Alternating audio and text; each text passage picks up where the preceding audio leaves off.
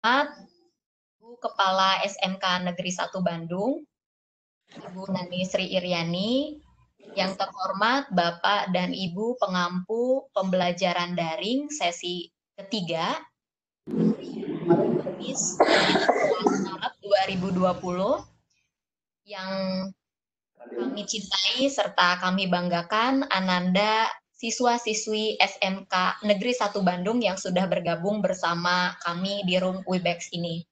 Baik, Ananda, terima kasih atas waktunya yang sudah berkenan bergabung di pagi hari ini.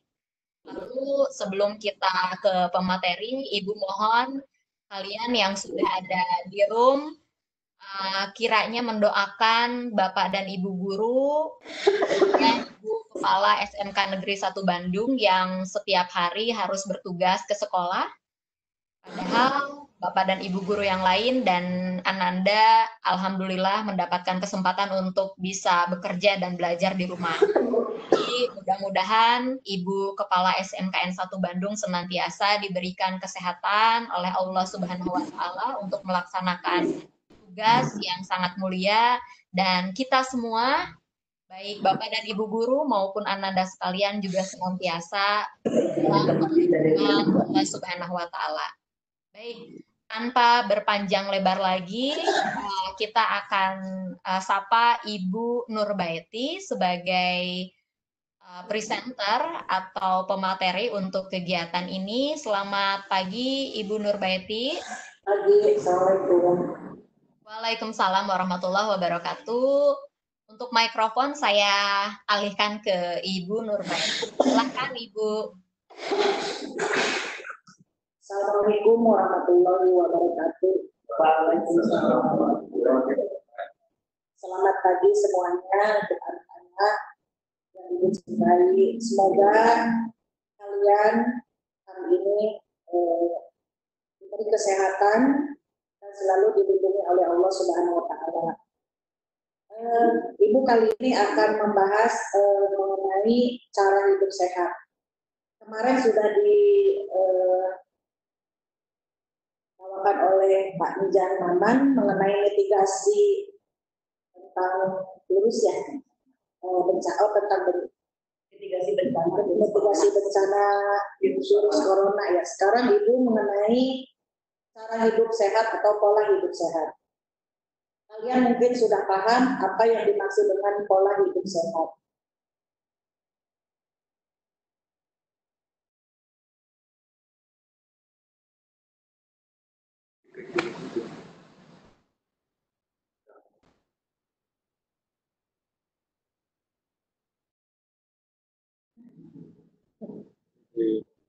Di sini yang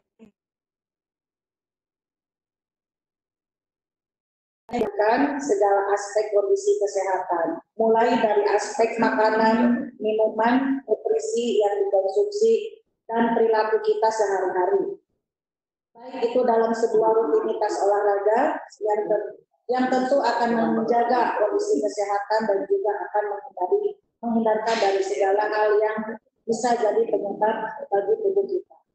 Di sini yang harus dijaga untuk pola hidup sehat adalah pertama dari makanan, ya, aspek makanan. Aspek makanan juga aspek minuman. Jadi apa yang harus kita makan adalah yang betul-betul memiliki protein, kemudian memiliki vitamin yang tinggi, ya. Jadi harus betul-betul memakan makanan yang sehat.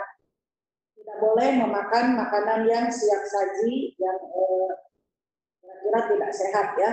Kemudian minuman-minuman, mengenai minuman yang harus kita jaga adalah menghindari minuman yang memiliki glukosa tinggi, ya, itu akan berbahaya. Atau minuman-minuman yang ada di dalam kaleng. Kemudian yang harus dikonsumsi oleh kita sehari-hari, olahraga. Ya. Selanjutnya adalah langkah-langkah hidup sehat. Di sini langkah-langkah hidup sehat yang pertama adalah mengkonsumsi makanan.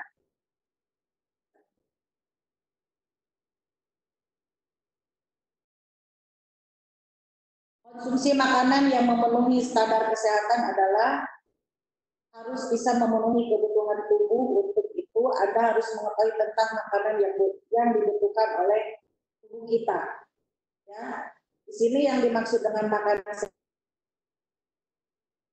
harus banyak mengkonsumsi sayur-sayuran, terutama yang mengandung zat besi. Ya, kemudian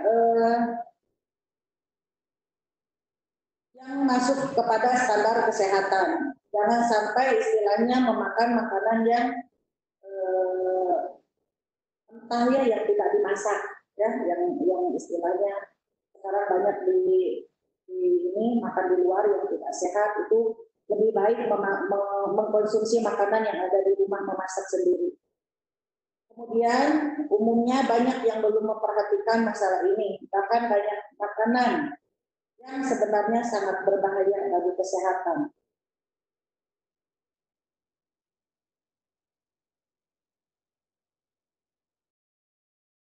Contohnya makanan yang siap saji, yang memiliki pengawet yang tinggi. Kemudian contohnya misalnya kalau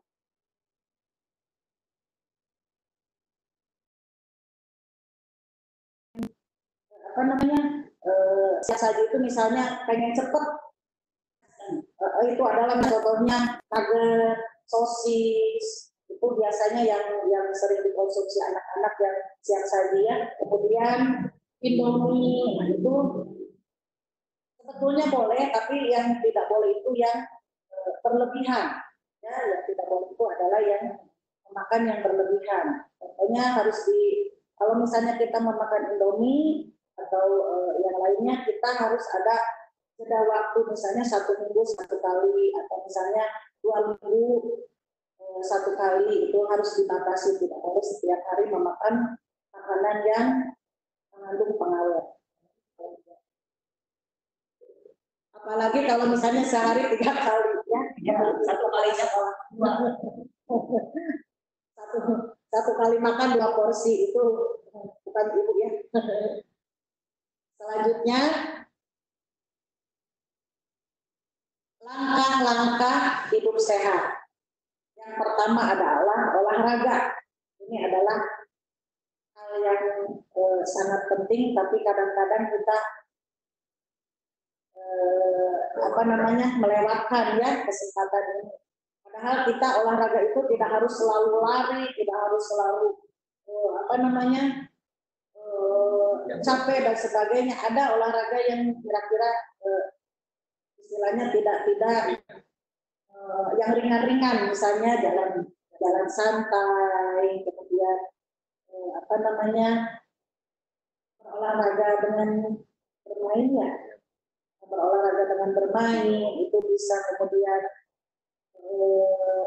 jogging, senam, beres-beres rumah itu merupakan suatu olahraga juga ya. Kita ngepel, membantu orang tua di rumah, itu juga merupakan suatu olahraga kecil atau olahraga ringan ya. Di sini olahraga adalah kegiatan yang mudah dilakukan, tetapi banyak yang mengabaikannya. Padahal olahraga merupakan sumber kesehatan bagi seluruh tubuh kita.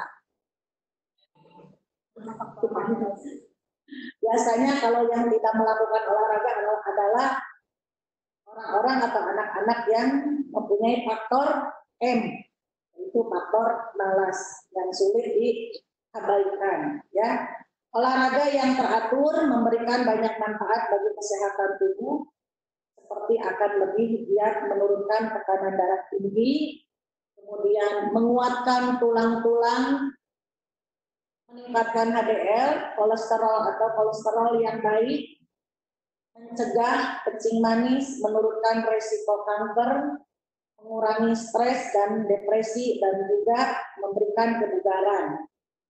Di sini contohnya misalnya kalau kita memiliki ada kelemahan misalnya di dalam tulang, ya, itu olahraga tidak harus selalu berat. Jalan saja, jalan berapa putaran atau jalan berapa keliling, ya, itu cukup untuk berolahraga ringan di dalam kita punya punya kekurangan di dalam misalnya tulang ya, kekuatan tulang itu. Kemudian kalau misalnya untuk yang lainnya mengurangi stres, dengan olahraga itu kita akan bisa mengurangi stres dan depresi, ya, juga memberikan kebugaran terhadap yang kita makan, apa yang kita konsumsi harus seimbang dengan olahraga. Jadi jangan sampai kita selalu makan makanan yang enak, hidup yang enak, tapi olahraga diabaikan. Bagus ya. Di sini langkah-langkah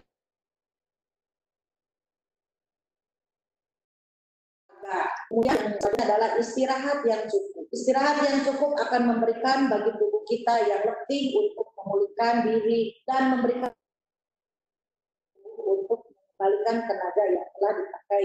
Contohnya kalian, ya, kalian aktivitas sehari-hari dari mulai mungkin dari rumah 5:30, kemudian di sekolah sampai sore, pulang jam kurang lebih pulang ke rumah itu maghrib ya, kurang lebih kalau yang jauh, kalau yang dekat kira-kira 5:30 sebelum maghrib. Itu rutinitas sehari-hari, tenaga kita pakai, kemudian pemikiran kita pakai ya.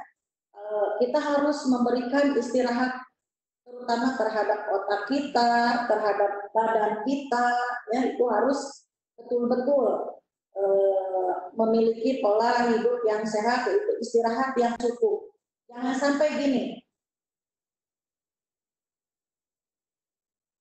apalagi sekarang sudah musim gadget ya, musim HP. Kalau sudah ke rumah itu biasanya yang diutamakan adalah bukan istirahat ya. Kalau kita mau makan misalnya pulang sekolah, ganti baju, mandi, sholat, kemudian makan, itu kan rutinitas ya.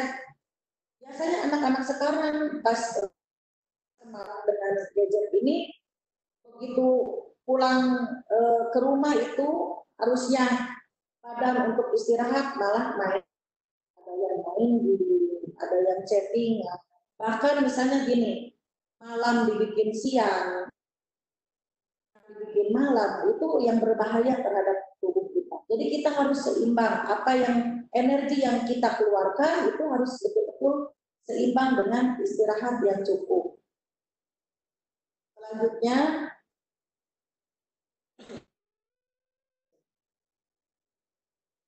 ini mah gampang. Yang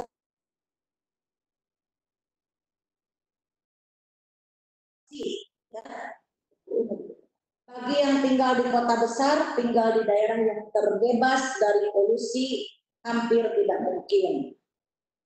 Kemudian kita harus berusaha meminimalisir hal tersebut. Setidaknya tidak menambah buruk kondisi udara. Ya. Hal tersebut dapat kita lakukan dengan cara seperti menanam tanaman di pot di sekeliling rumah dan menyisakan lahan untuk tanami pohon, walaupun lahan itu hanya cukup untuk satu pohon. Sekarang kalian mungkin bagaimana di kota besar itu sudah sedikit ya, penghijauan itu sudah sedikit. Sekarang sudah banyak apartemen, kemudian banyak mall, kemudian banyak hotel dan sebagainya. Bahkan penghijauan itu sangat kurang. Ya. Fungsinya penghijauan itu adalah untuk menyerap karbon dioksida. Jadi udara yang kotor itu tidak langsung terhadap tubuh kita, tapi terhadap atau tumbuh-tumbuhan. Contohnya di rumah, walaupun kita misalnya tidak punya pekarangan yang luas, tapi kita bisa menanam pohon itu dengan cara menanam di pot, ya, dengan cara menanam di pot. Asal ada penanaman penghijauan aja dengan tanaman di pot aja sudah cukup. Asal kita bagus untuk merawatnya, ya. Di sekeliling kita misalnya satu rumah 5 pot aja sudah cukup, atau 3 pot sudah cukup. Penyerapan udara kotor. Oke. Selanjutnya menciptakan lingkungan yang sehat. Jika ingin menikmati kesehatan optimal, maka selayaknya lingkungan harus dipelihara dengan baik. Lingkungan itu adalah termasuk iklim, air, tanah, tumbuh-tumbuhan, dan atmosfer. Sekarang mengenai iklim, kita sudah tidak bisa diprediksi lagi, ya Pak ya. Iklim sekarang itu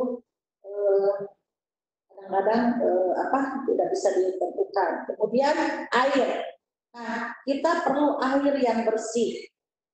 Perlu air yang bersih, baik itu buat kita pakai untuk makanan, mencuci pakaian, kemudian untuk memasak. Itu kadang-kadang kalau misalnya di rumah untuk menggunakan air bersih itu kita kalau untuk memasak biasanya beli. Ya, kalau misalnya di rumahnya memakai jetan, biasanya untuk memasak itu harus beli. Kalau misalnya cuci piring dan sebagainya itu sudah layak menggunakan air jetan. Ya. Kemudian tanah. Di sini dimaksud dengan tanah itu adalah yang tadi disebutkan adalah untuk menanam 1000 pohon. Ya. Kalau kita misalnya menanam 1000 pohon itu insya Allah semua bagus dan ada penyerapan, air hujan tidak akan terjadi banjir dan sebagainya atau longsor. Tumbuh-tumbuhan itu masuk sedang tadi dan atmosfer. Memelihara lingkungan dengan baik berarti tidak mengotori lingkungan dengan segala macam kotoran seperti membuang sampah sembarangan, asap rokok, sisa bahan bakar industri, asap mobil, atau pembakaran sampah dan lain-lain. Contoh kita membuktikan di rumah saja, pola hidup kalian di rumah. Ya, pola hidup kalian di rumah, bagaimana cara memelihara lingkungan rumah saja sebagai pribadi kita, sebagai istana kita. Ya, kadang-kadang anak-anak zaman sekarang tidak terlalu peduli dengan lingkungan rumahnya sendiri. Contohnya untuk khusus pribadi sendiri, ya, kamar contohnya. Ya. Biasanya itu kalau apalagi kalau anak perempuan itu harus tahu, harus memiliki istilahnya jiwa bersihnya itu harus kuat, ya, pola-pola untuk kebersihannya itu harus kuat. Contohnya untuk pribadinya saja, memelihara lingkungan rumah, contohnya aman saja. Itu memodif kamarnya dengan baik, dengan bersih, tapi yang ibu lihat gitu ya, yang ibu pantau biasanya kalau anak zaman sekarang beda dengan anak zaman dulu. Kalau anak zaman sekarang cuek, biasanya tergantung sama orang tua saja. Coba siapa yang merasa seperti itu, ya. Biasanya kalau bangun tidur dirapikan dulu tempat tidurnya, kemudian dibereskan bantal dan dindingnya. Kalau ibu rasa untuk sekarang anak sekarang kayaknya tidak semua seperti itu, ya. Itu kalau kita sudah terbiasa sebelum di lingkungan luar, ya, sebelum di lingkungan luar itu di lingkungan dalam dulu, yaitu adalah di rumah. Kalau kita di rumah bisa menerapkan lingkungan dengan baik, memelihara lingkungan dengan baik, kemudian istilahnya di rumahnya sehat, bersih, insya Allah dimanapun kalian berada itu akan diterapkan. Ya. Contohnya di sekolah masih banyak ibu, mungkin dengan Bu Dini, selalu dengan Pak Ruja, selalu mengecek kelas-kelas. Itu kesadaran untuk memiliki lingkungan itu sendiri tidak ada. Contohnya kalau di sekolah itu kelas, ya, masih ada siswa yang membawa makanan ke kelas, masih ada siswa yang membawa makanan dari kantin ke kelas, kemudian sampahnya tidak dibuang, padahal kurang gimana. Di setiap ruangan kelas di luarnya itu selalu sudah tersedia yang namanya tong sampah organik, anorganik, dan yang berbahaya atau limbah D3. Ya, itu biasanya setiap kelas, tapi ada, ya, masih ada, bahkan mungkin berapa persen dari siswa SMK Negeri 1 Bandung yang belum bisa istilahnya memiliki jiwa untuk bersih ya, istilahnya mencintai lingkungannya sendiri. Nah, kita bisa menilai pribadi kita masing-masing. Kalau kita berbuat begitu di sekolah, berarti di rumahnya tidak jauh seperti itu. Karena segala sesuatu itu adalah dari suatu kebiasaan yang kita lakukan pada saat di rumah. Ya, kalau di rumahnya bagus, insya Allah diterapkan di sekolah pun akan bagus. Dan kita sudah seperti ada alarm ya di dalam tubuh kita. Kalau kita mau membuang sampah sembarangan itu sudah, kalau kita sudah terbiasa ada alarm untuk tidak membuang sampah sembarangan. Kemudian kalau misalnya di kelas, selain di kelas misalnya ada, padahal itu sampah bukan sampah kita misalnya. Ada orang yang misalnya atau siswa yang lain membuang sampah, terus kita istilahnya melihat, tapi kita tidak mengambil. Itu kan tidak ada kesadaran yang sama. Sekarang di sekolah kita juga masih terus samatin kesiswaan, samatin dari adiwiyata, terus dari lingkungan, ya masih selalu disuruh yang namanya membereskan kelas. Bahkan ada yang sudah dikasih tanggung jawab tidak melaporkan. Seharusnya tidak disuruh, ya, tidak harus disuruh, sudah kesadaran sendiri. Kemudian kalau misalnya pulang harus betul-betul diingatkan, tolong kelasnya dibersihkan, tolong dirapikan. Itu seharusnya kalau dengan seusia kalian itu sudah tidak boleh diingatkan lagi, ya sudah punya kesadaran sendiri dan sudah punya istilahnya jadwal sendiri. Ya. Kemudian yang selanjutnya adalah asap rokok, yaitu mungkin untuk laki-laki ya, termasuk siswa SMK Negeri 1 Bandung.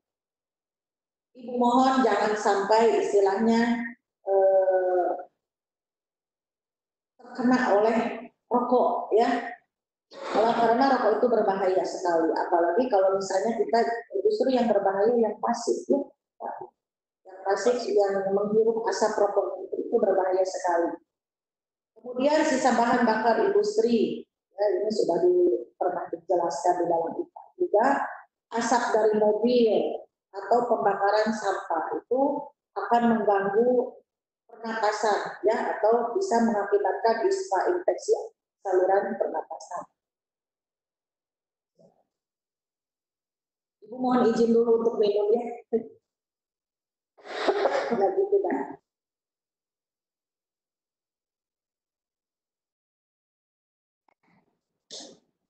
Oke, kita lanjutkan. Yang selanjutnya adalah optimis. Tidak ada sesuatu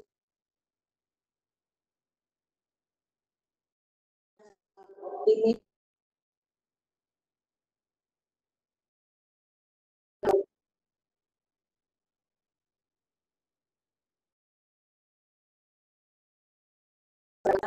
Bahkan juga berdampak baik terhadap kesehatan tubuh. Ini erat kaitannya dengan sistem imun tubuh kita. Orang yang optimis akan memandang hidup seperti alunan nada, naik turun mengikuti irama, selalu cerah dan sangat mudah tertawa. Jika seperti ini, yang mendukung kesehatan secara menyeluruh. Contohnya di sekolah kita, kalian diterapkan untuk senyum, sapa, salam.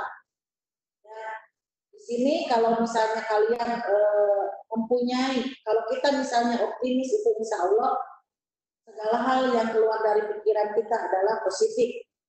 Ya, positif itu sangat berpengaruh terhadap tubuh kita. Kalau kita misalnya positif, insya Allah kita tidak akan tidak akan stres ya kalau kita selalu optimis. Kemudian apakah berdampak terhadap kesehatan? Ya. Kalau kita selalu optimis, selalu ceria, kemudian selalu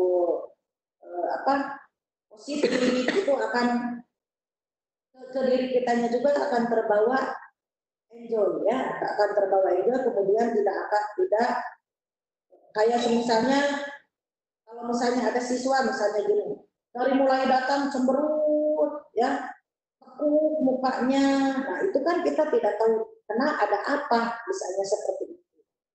Tapi itu akan mengganggu, kita tidak nyaman, ya, yang di kelas tidak nyaman, kemudian bersosialisasi dengan orang tidak nyaman, kemudian yang ada di dalam pikiran kita itu selalu negatif. Misalnya, kalau kita punya pemikiran seperti itu, tidak disapa salah, ya, tidak diajakin salah. Padahal kan sebetulnya teman-teman yang itu tidak ada maksud apa-apa, tapi karena kitanya pemikirannya tidak optimis, itu akan berdampak tidak bagus terhadap pikiran kita juga, ya. Kemudian selanjutnya pribadi yang kuat. Pribadi yang kuat juga sangat erat kaitannya dengan kesehatan secara menyeluruh. Pribadi yang kuat berarti mampu mengendalikan keseluruhan aktivitas hidupnya. Ada dua komponen yang penting berkaitan dengan pengendalian diri. Pertama, pantang mengkonsumsi apapun yang bersifat merusak, seperti tembakau, alkohol, narkoba, makanan yang mengandung pengawet, dan lain-lain. Kedua, tidak berlebihan dalam menjalankan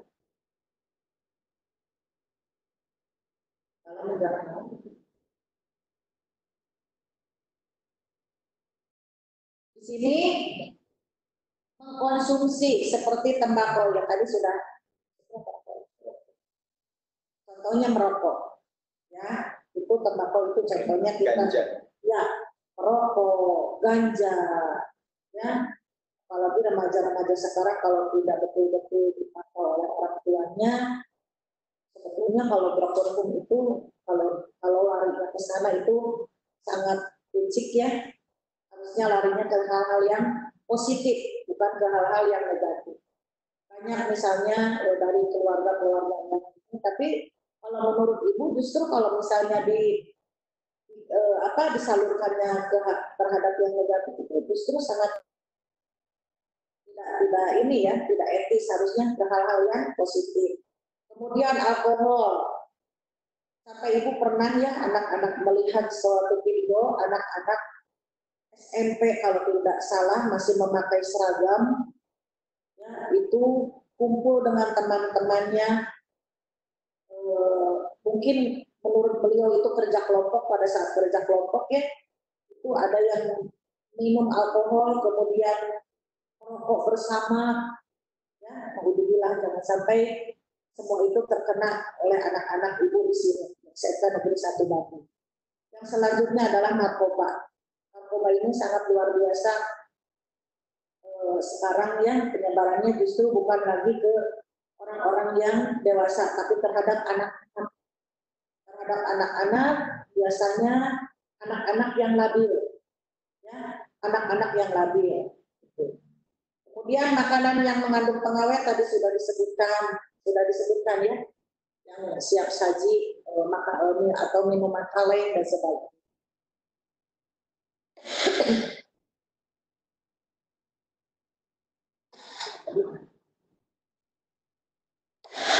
Selanjutnya, mengkonsumsi makanan dan minuman yang mengandung gizi cukup, seperti makanan sehat dan minuman susu.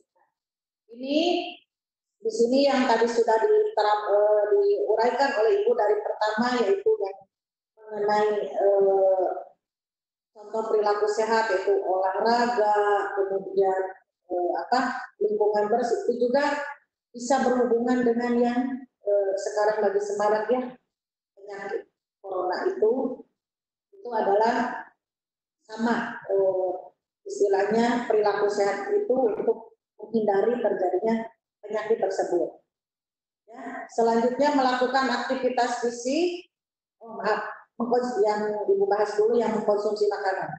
Mengkonsumsi makanan dan minuman yang mengandung gizi cukup seperti makanan sehat dan minum susu. Nah, itu biasanya anak-anak zaman sekarang itu mengkonsumsi makanan, ya, biasanya sayur-sayuran itu agak kurang.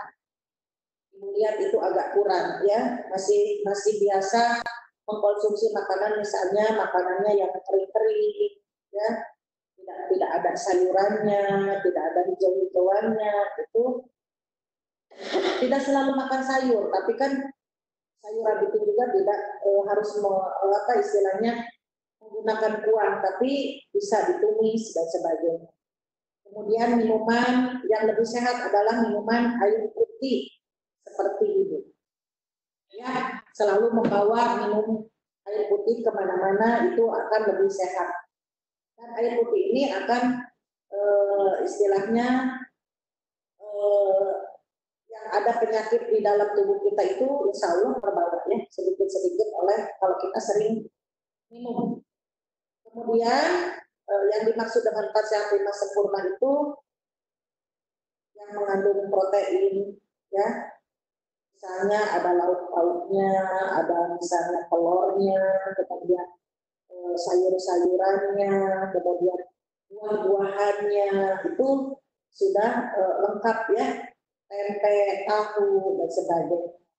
Dan minumnya kalau misalnya biasanya tidak semua suka terhadap susu ya, minum susu.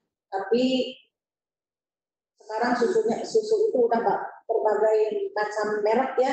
Jadi biasanya dipilih mana yang lebih suka dikonsumsi oleh kita. Yang selanjutnya adalah melakukan aktivitas fisik secara teratur. Misalnya lari pagi yang tadi sudah disebutkan, lari pagi tiap 30 menit tiap pekannya.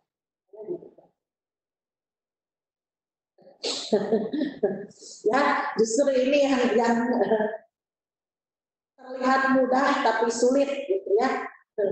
Terlihat mudah tapi biasanya sulit untuk memulainya bukan melakukannya. Kalau melakukannya gampang, cuma untuk memulainya ya, untuk melakukan kegiatan tersebut. Di sini lari pagi tiap 30 menit setiap pekannya. Misalnya kalian jangan sampai misalnya lari itu pada saat jadwal olahraga saja ya, tapi diusahakan setiap pagi kalau misalnya kalian, apalagi sekarang libur, jangan jauh-jauh di lingkungan rumah aja, bolak-balik komplek ya, itu lumayan ya. Kemudian mencegah stres, misalnya dengan senantiasa berpikir positif ya, sudah dijelaskan oleh Ibu, optimis, positif, dan tenang dalam menghadapi berbagai masalah. Banyak anak-anak sekarang itu ya, kalau misalnya ada masalah sedikit, ya larinya kemana? Dari rumah sekolah sampai sekolah tidak ada. Ditanya kenapa broken home. Nah, kita tidak tahu apa yang dimaksud dengan broken home. Ya. Harusnya kalau seperti itu konsultasikan. Tidak berani dengan orang tua, masih ada wali kelas. Tidak berani dengan wali kelas, masih ada BK. Tidak berani dengan BK, masih ada guru yang kalian percaya. Itu ya. Jadi jangan sampai kita misalnya kalau kalian misalnya diingatkan di rumah. Padahal sebetulnya di rumah itu orang tua itu ya, itu tidak akan istilahnya jelek terhadap anaknya, pasti itu adalah akan memberikan dampak positif terhadap kalian. Cuma istilahnya beda-beda, tiap orang tua itu pola asuhnya beda-beda. Tapi kalau kitanya berpikirnya positif bahwa apa yang diungkapkan oleh orang tua kita terhadap kita itu insya Allah kalian akan melaksanakannya dengan baik. Ya. Tapi kalau misalnya sekarang anak-anak sekarang itu kadang-kadang manja ya, manja. Segala sesuatu kemauan dirinya pengen dipenuhi, tapi satu yang diinginkan oleh orang tua kadang-kadang kalian teledor. Itu yang salah ya. Jadi kalau misalnya dimarahin sedikit, imbasnya tidak sekolah, kemudian lari dari permasalahan, bukan ini. Kalau misalnya orang tua juga akan menerima kita kalau misalnya kitanya menyangkal atau misalnya betul-betul kita tidak berbuat sesuatu, jelaskan saja, oh begini, kalau menurut saya itu begini, insya Allah orang tua akan bijak. Tapi kalau kita begitu dimarahin segitu lari, ya, lari dari rumah, nginep di temennya, terus tidak sekolah, dari rumah sekolah sampai ke sekolah tidak ada, itu sangat berbahaya. Ya, itu berarti pemikirannya sudah berpikir negatif. Kemudian tenang dalam menghadapi berbagai masalah. Jadi kita harus mencerna dulu, ya, jangan sampai misalnya kalau ada masalah apa-apa langsung ditanggapi dengan emosi dan sebagainya. Kemudian di sini menghindari nafza atau narkotika, psikotropika, dan zat adiktif lainnya. Selanjutnya adalah tidak merokok dan menghindari asap rokok. Yang selanjutnya adalah tidak melakukan hubungan seksual di luar nikah. Nah, ini masuknya adalah ke dalam yang selalu Ibu jelaskan setiap kelas dari mulai yang kalau kelas 10 sekarang tidak diajar ya. Kalau yang sudah diajar oleh Ibu selalu istilahnya menyampaikan mengenai kenakalan remaja. Ya, selalu Ibu contohkan bagaimana dampak negatifnya, ya. Sebetulnya tidak ada dampak positifnya, ya. Dampak negatifnya. Kalian misalnya dari pertama kalian mulai puber, ya, kemudian apa yang harus kalian lakukan. Kalau kita menghadapi puber itu harus bagaimana? Itu Ibu sudah sampaikan, insya Allah ya, sudah disampaikan ke siswa-siswa yang terajar oleh Ibu, ya. Kemudian ini tidak melakukan hubungan seksual di luar nikah ini asal-muasalnya, ya. Pertama-pertamanya itu adalah dari kalian belajar, bukan belajar, Kak. Kalian istilahnya mencoba itu yang berbahaya. Kalau misalnya kalian melakukan hubungan seksual di luar nikah itu akan berdampak tidak baik, akan menyesal, ya. Kemudian hari menyesal itu tidak datang di awal, tapi datang di akhir. Kemudian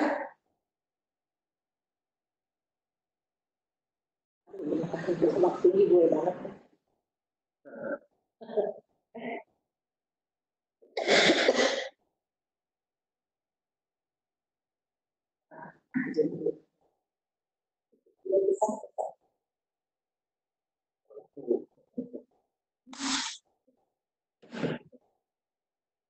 Makanan berlemak tinggi sangat beresiko bagi kesehatan, terutama dari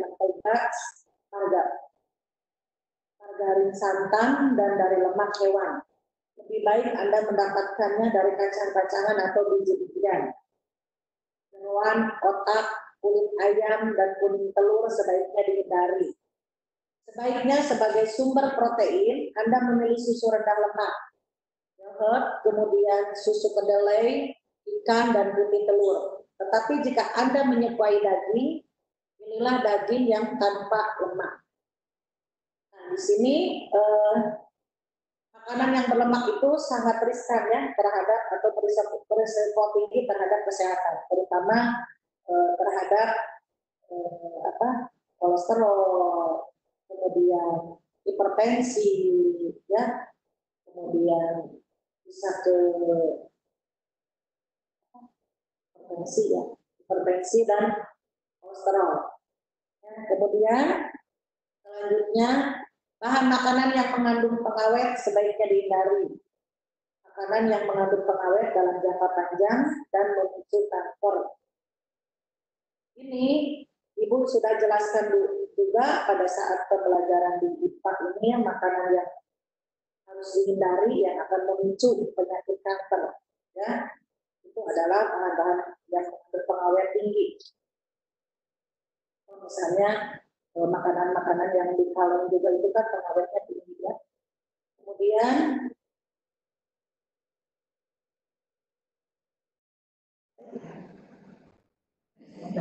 jadikan air putih sebagai air favorit. Karena kondisikan diri Anda belum minum, kita belum minum air putih. Karena di dalam tubuh kita ini harus banyak membutuhkan air putih, ya. Dan air putih itu adalah air yang sangat sehat dibandingkan dengan lain. Ya, selanjutnya, jika Anda menyukai makanan yang berwarna-warni, gunakan dari bahan makanan. Warna merah dari stroberi, warna hijau dari daun pandan, warna kuning dari kunyit, warna coklat dari bubuk coklat. Jangan berlebihan. Menambahkan kecap, saus, garam, dan penyedap rasa. Buah-buahan dan sayur-sayuran harus selalu ada di setiap menu makanan Anda. Nah, ini yang ibu bawa pada kalian, yaitu yang makanan yang harus kalian hindari itu yang berlebihan saus ya, kecap juga kalau manis itu sangat berbahaya kalau berlebihan. Contohnya makanan-makanan yang kita ajarnya di sekolah itu biasanya kalau misalnya ada yang makan bakso atau misalnya cuanki dan sebagainya itu dikurangi yang namanya saus, lebih baik cabai ya kalau misalnya ini daripada saus. Kemudian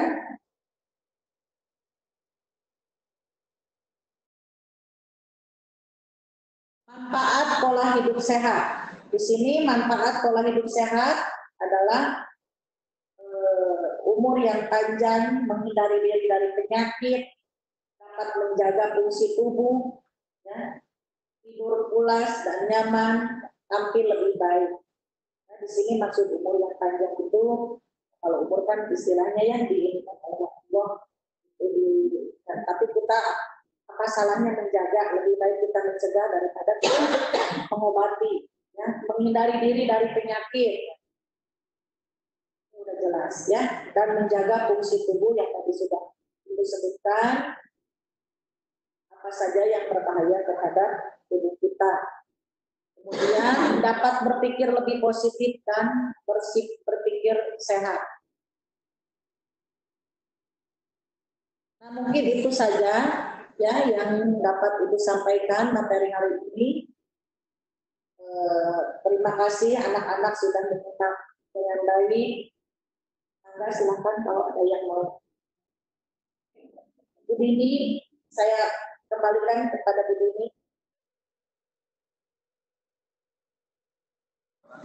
Oke, baik. Terima kasih Ibu Nurbaiti atas informasi dan materinya mengenai PHBS yang sangat bermanfaat sekali. Kenapa PHBS ini sangat penting? Karena memang salah satu penangkal, salah satu kegiatan tanggap yang responsif terhadap coronavirus, penyebaran coronavirus itu adalah pola hidup bersih dan sehat gitu ya. Jadi dengan kita menerapkan pola hidup bersih dan sehat, maka insya Allah coronavirus itu tidak akan dekat-dekat dengan kita gitu. Dan kita harus menyampaikan informasi ini bukan hanya untuk kita saja.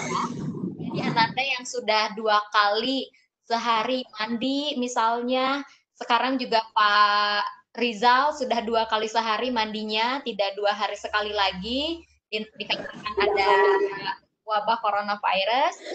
Juga harus disampaikan kepada keluarga, kepada masyarakat terdekat dengan Ananda yang lingkungannya. Oke, baik. Ananda, tadi sudah Ibu share informasi mengenai presensi. Silahkan diisi presensinya ya.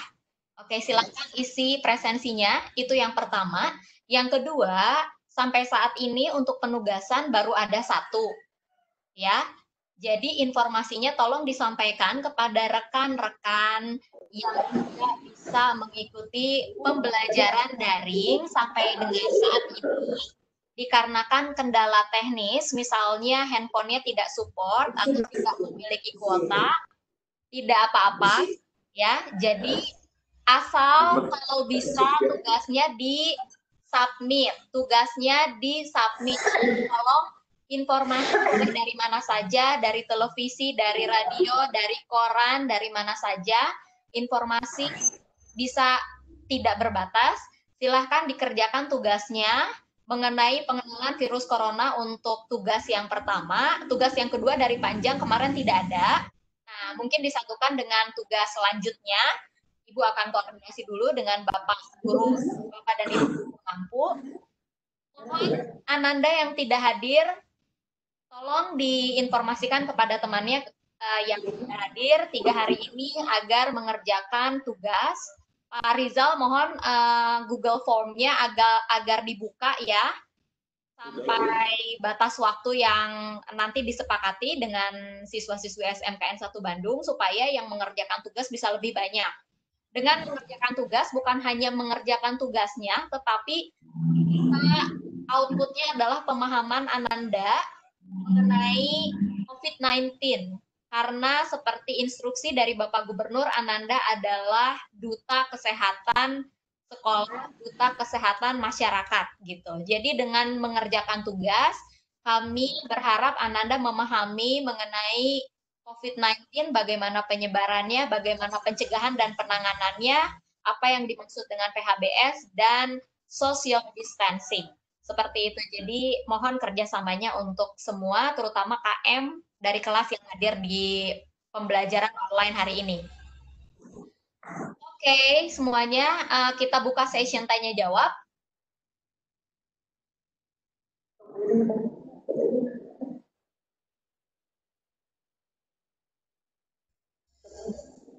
Baik, Pak Rizal, barangkali bisa dibantu. Sebentar, saya cek dulu.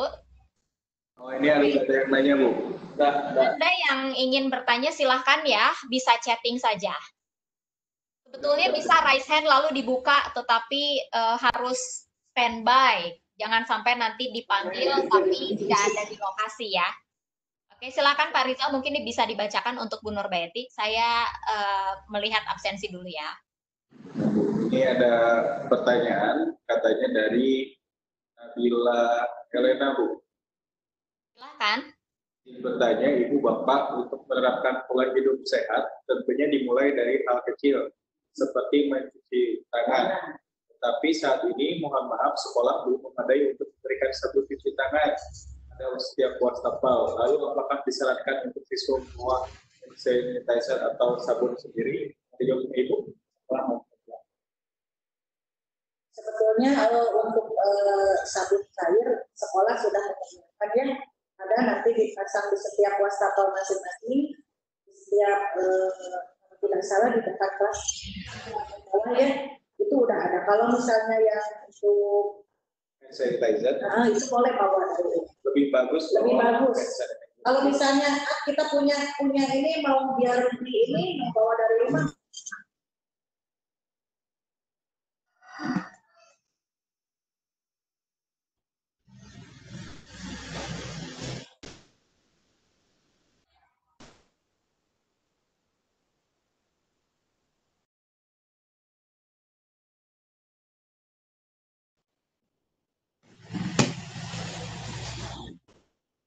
Halo, suaranya dari sana tidak terdengar.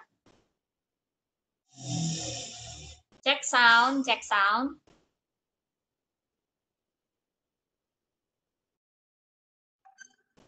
Bu Nurbayati, suaranya dari sana tidak terdengar.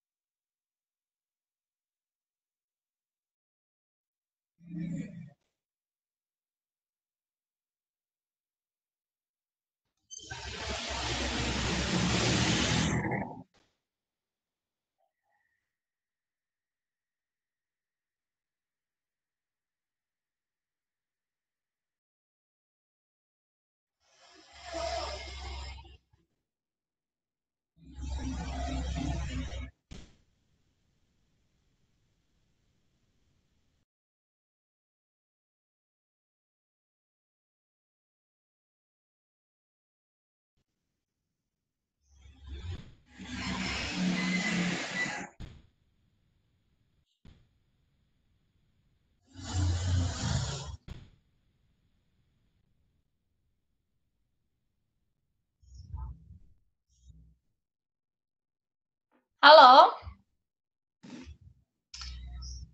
Baik. Ananda bisa dengar suara Ibu, tolong di chat diinformasikan ya. Bisa dengar suara Ibu tidak? Oke, baik.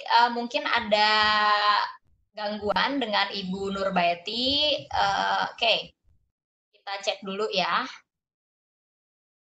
Halo, Assalamualaikum Bu Nurbaiti. Oke, Ibu ingin menjawab pertanyaan dari Rizka Aprilia. Assalamualaikum Pak Bu, izin bertanya, ada pemberitaan yang bilang kalau Jawa Barat akan di lockdown. Bagaimana pendapat Bapak dan Ibu jika Jawa Barat di lockdown? Terima kasih Bapak, Ibu. Baik, Ibu akan menjawab pertanyaan Rizka. Kemungkinan lockdown itu ada, tetapi sebetulnya saya ingin tidak sampai lockdown. Baik, Bu Nurbaiti tadi suaranya hilang, tiba-tiba video sama suaranya hilang sekitar beberapa menit. Oke, jadi saya bantu jawab pertanyaan dari Rizka. Misalnya Jawa Barat itu di lockdown. Baik, saya berharap secara pribadi Indonesia itu tidak mengalami lockdown, khususnya untuk Jawa Barat jangan sampai mengalami lockdown. Lockdown itu seperti ibaratnya masa perang. Sekali lagi, lockdown itu ibaratnya sebagaimana masa perang. Jadi, Ananda tidak boleh keluar sama sekali. Jika keluar nanti akan ditangkap gitu ya, akan dipenjarakan, akan harus bayar denda gitu ya, dan kena penalti seperti itu. Karena itu saking keadaan genting dan super berbahaya. Nah, di Italia itu sudah seperti itu. Di Italia itu sudah seperti itu. Jadi kalau keluar pun butuh sertifikat. Jadi saya berharap masyarakat itu sangat tinggi tingkat pemahaman dan kesadarannya. Ketika ada informasi dan himbauan, sekali lagi, seperti misalnya ada informasi dan himbauan, Ananda untuk belajar di rumah. Nah, pahami kondisi ini sebagai sesuatu himbauan yang positif dari pemerintah untuk melindungi masyarakatnya. Berarti kita harus belajar di rumah, harus bekerja di rumah. Jika memang tidak urgent, seperti misalnya Pak Njang, Pak Rizal memang yang harus ke sekolah, seperti itu. Untuk aktivitas-aktivitas yang lain juga sama, diusahakan seperti itu. Kalau tidak urgent untuk keluar, tidak usah keluar rumah, gitu ya Ananda ya. Mohon untuk diperhatikan baik-baik.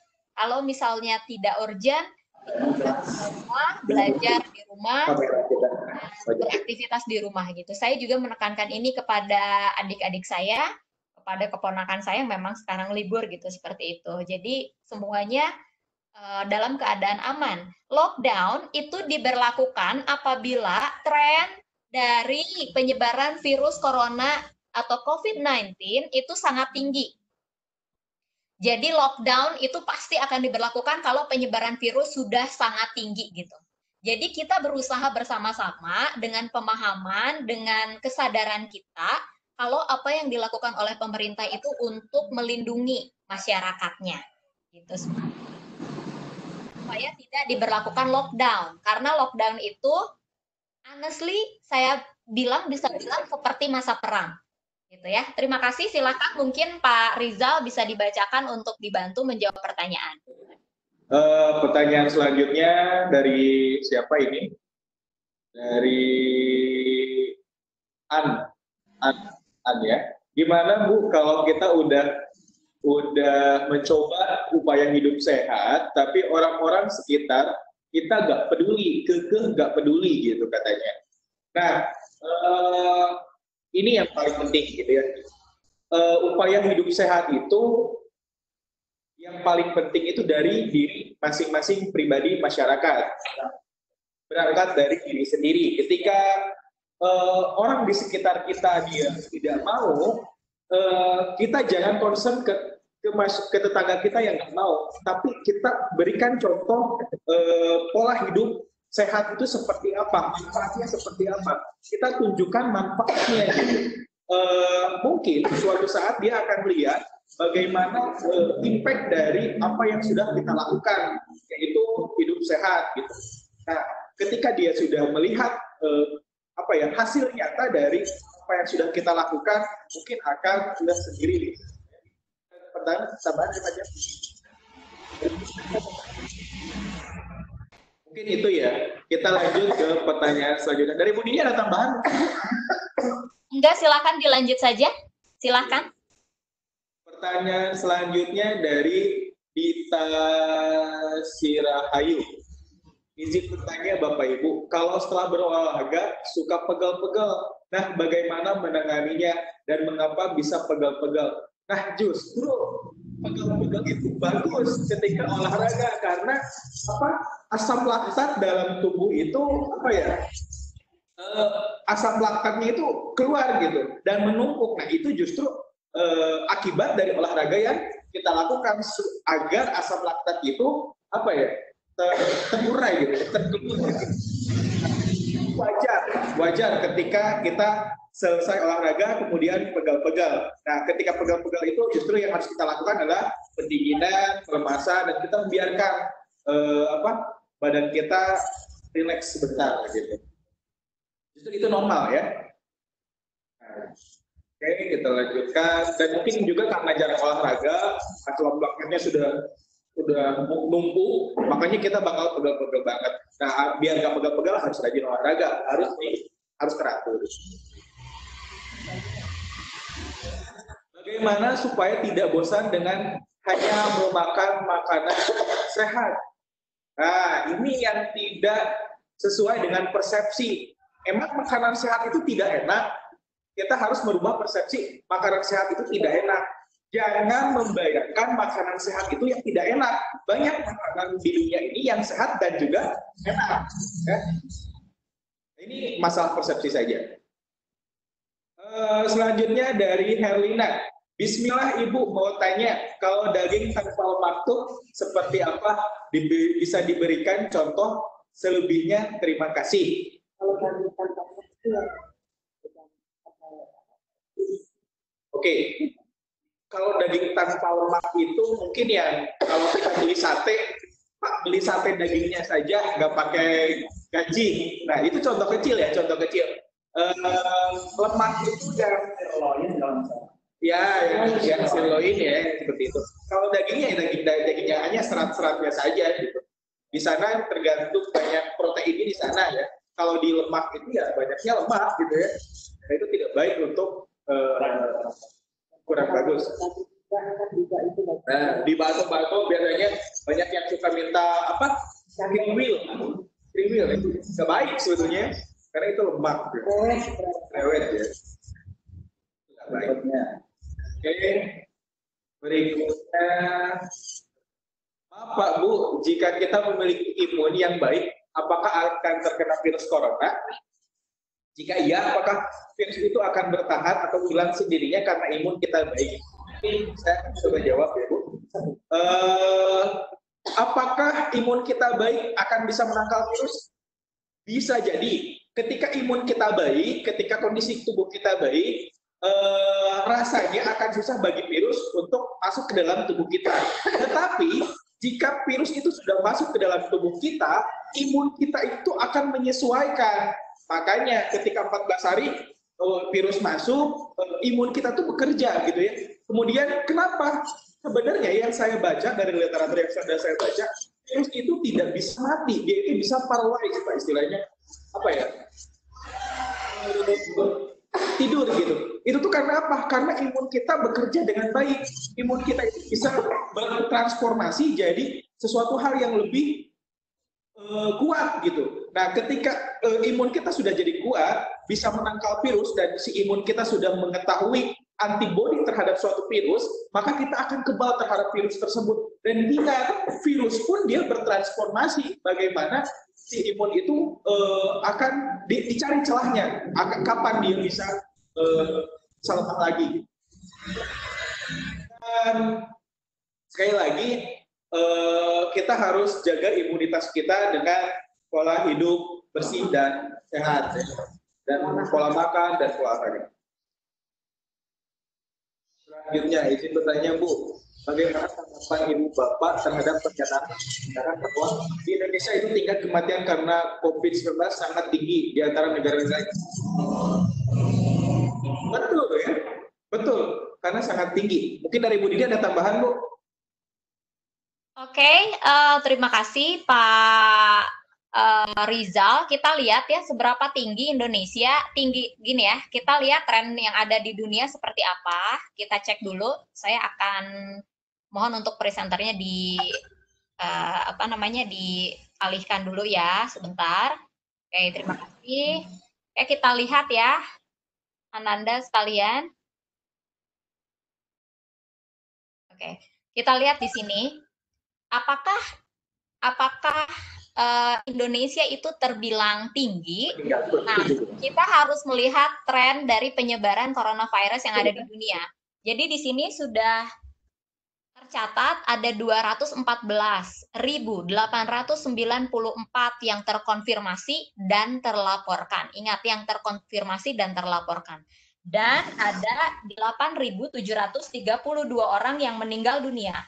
Kalau kita kalkulasi 8.732 dibagi 214.894 itu kurang lebih, Ananda, sebetulnya tingkat kematian dari COVID-19 itu adalah 4,1%.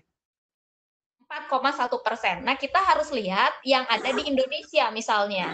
Di sini di Indonesia kita lihat, oke, kita cek dulu, mungkin ke atas ya.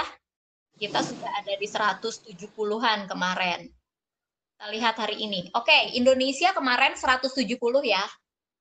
Kemarin sore, sekarang 227. Oke, sekarang 227. Naiknya lumayan kan? Nah, sekarang kita lihat kematian yang ada di Indonesia diakibatkan oleh coronavirus. Kita lihat di sini, ada nggak ya? Kita cek dulu. Anak-anak bisa lihat nggak yang Ibu scroll ke bawah? Oke. Oke. Nah, Indonesia itu 19 kematian. Ibu sekarang kalkulasi 19 kematian bagi 227. Nah, berarti berapa? 8,4%. Tinggi. Indonesia itu 8,4%. 8,4% kira-kira tinggi nggak? Logikanya gini, 9 orang dari 100 orang meninggal. 9 orang dari 100 orang itu meninggal. Karena kan nggak mungkin orang sapotong ya, 8,4, 0,4 sapotong gitu kan, nggak mungkin. Jadi 9 orang dari 100 orang meninggal. Kategorisasi sebagai apa itu, tinggi atau rendah? Tentu saja tinggi, dilihat dari tren rata-rata dunia gitu. Tapi kita lihat ya, anak-anak, misalnya Italia di sini. Italia itu 2.978 orang meninggal.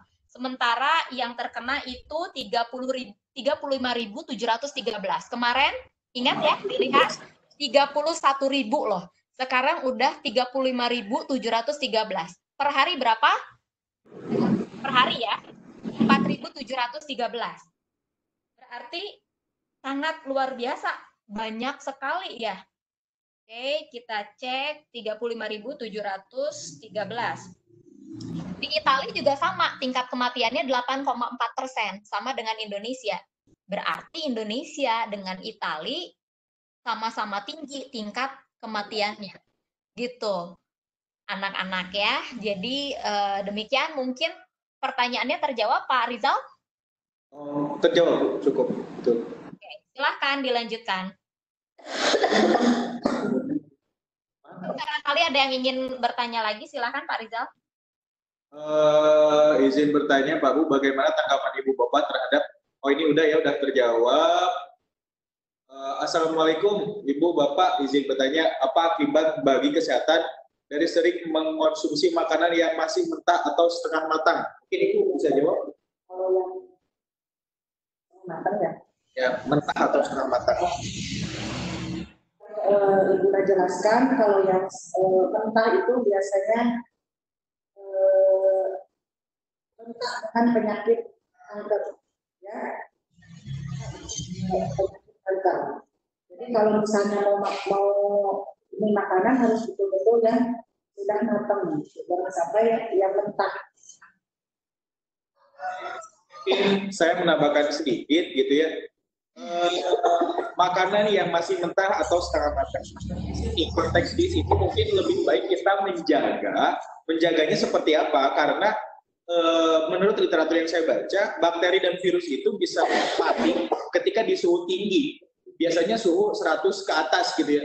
Ketika kita memasak nasi atau memasak makanan, bahan makanan gitu dengan sangat matang, otomatis mungkin bakteri yang terkandung dalam makanan tersebut atau virus dalam makanan tersebut bisa mati juga gitu. Mungkin otomatis kita akan sehat. Nah, tapi dengan kita memasak makanan yang dengan matang, mungkin ada berbagai hal yang dikorbankan seperti protein yang berkurang, terurai, seperti itu sih mungkin. Itu hanya untuk menjaga saja kenapa kita harus memakan makanan yang matang untuk menghindari virus dan bakteri, karena bakteri itu mati ya ketika di suhu tinggi. Oke, pertanyaan selanjutnya, izin bertanya Pak Bu, apakah benar virus corona itu tentara Allah atau virus corona itu dibuat oleh Illuminati? Nah, ini pertanyaan untuk panjang ya, pertanyaan untuk panjang, maka panjang dijawab. Untuk siapa yang pertanyaannya? Dita Sri Rahayu. Oh, Dita Sri Rahayu. Bapak akan mencoba menjawab apa yang Ananda sampaikan mengenai virus corona itu. Apakah virus corona itu buatan Illuminati? Kita tahu terlebih dahulu siapa itu Illuminati, gitu ya. Nah, virus corona itu adalah ciptaan Allah, makhluk Allah sama seperti kita. Di dalam keyakinan agama kita, seluruh apapun yang ada di dunia ini itu semuanya adalah ciptaan Allah atau makhluk Allah, dibuatkan oleh Allah. Nah, berkenaan dengan makhluk Allah itu kan selalu punya dua pilihan. Satu pilihan yang pertama adalah seperti manusia. Setelah manusia itu selalu dihadapkan pada apakah mau jalan yang baik atau jalan yang buruk. Nah, makhluk Allah itu diberikan atau diutus ya atau diciptakan oleh Allah itu akan berdampingan dengan manusia. Nah, apakah makhluk itu bisa menyakiti atau tidak? Ya tergantung fungsi dari atau hukum dari makhluk tersebut. Gitu ya. Nah, maksud tentara Allah itu sekali lagi adalah merupakan ciptaan Allah. Nah, ketika Allah menciptakan makhluk yang namanya virus corona tersebut, kemudian ternyata adalah bagian dari makhluk yang bisa membahayakan manusia, maka posisi manusia pada saat ini itu menjadi objek yang diuji oleh Allah. Ya, diuji oleh Allah.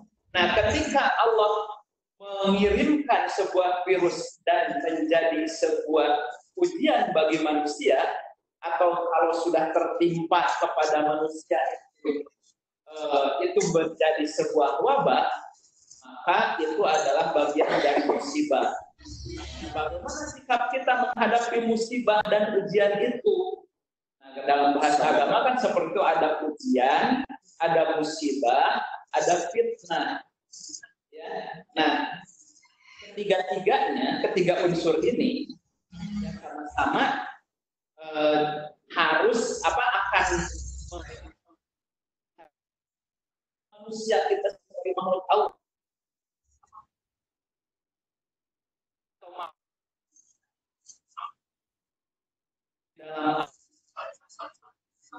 yaitu manusia. Tinggal bagaimana manusia bisa menyikapi musibah atau ujian itu. Apakah kita cerdik atau nah, makanya disinilah tugas kita ketika ujian itu datang, kita upaya dan usaha ya untuk menghindari mana takdir yang baik, mana takdir yang buruk. Kemarin Bapak sudah contohkan ketika Nabi ya, dihadapkan kepada satu wilayah yang terkena wabah, maka kata Nabi, kamu jangan datangi wilayah itu. Kalau yang di dalam sudah masuk dalam lingkaran lingkungan kita, ya. Nah, kemudian terjadi pula wabah yang dialami ketika masa kekhalifahan Umar bin Khattab pada saat itu.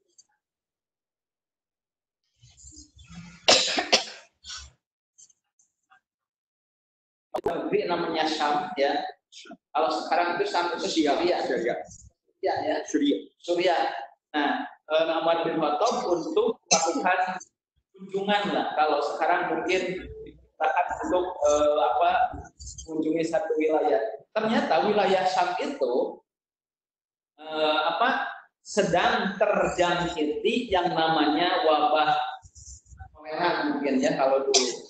Nah, kemudian ketika sedang dalam perjalanan mau menuju Syam itu dikasih tahu oleh para sahabatnya, wahai Umar, ternyata wilayah itu sedang terdampak sebuah wabah demi sebuah penyakit di situ, ya. Maka Umar berhenti perjalanannya, berdiskusi dengan para sahabat yang lain, ya, menanyakan apakah kita bisa melanjutkan apakah kita bisa memaksakan diri untuk datang ke negeri Syam atau tidak. Nah, akhirnya terjadilah perdebatan, diskusi, ya, ada yang kalau begitu, yang akhirnya begini ceritanya, ya. Kalau begitu, ketika Umar tidak mau mengunjungi Syam, tidak mau memaksakan diri datang ke negeri Syam, artinya Umar lari dari takdir, kan gitu. Ya.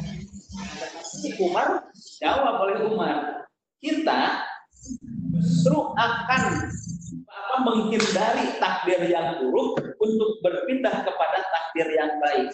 Contoh sekarang datangnya virus corona ini. Nah, kita berupaya menghindari takdir yang buruk dan upaya dan ikhtiar yang dilakukan oleh pemerintah, oleh kita semua yang mulai dari kemarin kita diberikan kesadaran ya akan bahaya dari wabah itu. Pemerintah juga berupaya, karena apa? Karena kalau ternyata sudah wabah sedemikian rupa, pemerintah pun yang ditakutkan oleh pemerintah justru adalah ketika terjadi di mana pemerintah tidak memiliki kemampuan lagi untuk menangani orang-orang yang terkena wabah ini.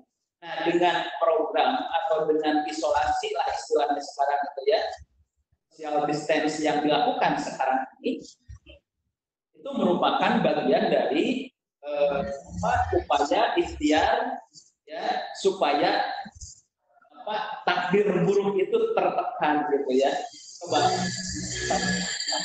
Bapak tadi malam mengikuti salah satu dialog diskusi di dalam sebuah media gitu ya, bisa dibayangkan ketika wabah ini menyebar luas kemana-mana gitu ya, kemudian masyarakat tidak terlindungi dengan banyaknya yang terpapar oleh corona, kemudian rumah sakit